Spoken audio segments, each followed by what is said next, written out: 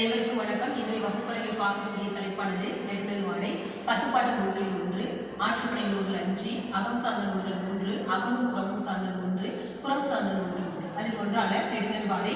நெடுநல் வாடை பாடியவர் நக்கீரர், பாட்டுடை தலைவர் பாண்டிய நெடுஞ்செழியன். இது மொத்தம் 188 அடிகளை உடையது. இது ஆசிரியர் புகழானது.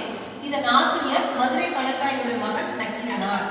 இதில் முதல் பகுதியாக இருக்கக்கூடிய முதல் பாடலை பார்ப்போம்.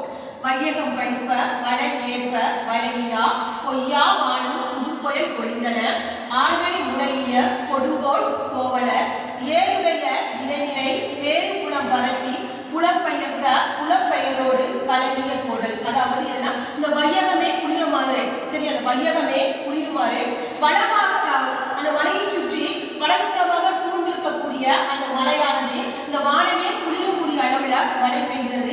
அப்படி மழை பெய்யும் பொழுது இந்த கோவலர்கள் தனது கோவலர்கள் தனது ஆடு மாடுகளை அந்த இடத்திலிருந்து வேறொரு இடத்திற்கு புலப்பெயர்த்து ஓட்டி செல்கின்றனர். அதுதான் இந்த பாடலுடைய கருத்து. அடுத்ததாக,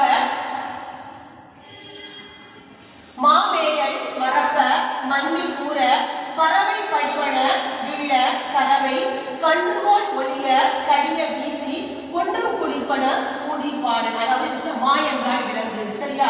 அந்த விலங்குகளே அந்த குளிர்காலத்துல மேய்ப்பதற்கு மறந்து விடுகிறது.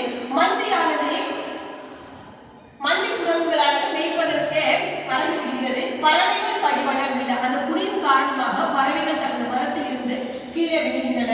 கறவை கன்றுகோல் ஒளிய கடிய வீசி, அதாவது அந்த தாய் பசுவானது தன்னுடைய கன்றுக்கு பால் கொடுப்பதற்கு கூட மறந்து அதனை எட்டி உதைக்கின்றன. அப்படிப்பட்ட கொன்று குளிர்பன கூதிர்காலம், அப்படிப்பட்ட குளிர்காலம் விளைந்தது இந்த கூதிர்காலம், சரியா?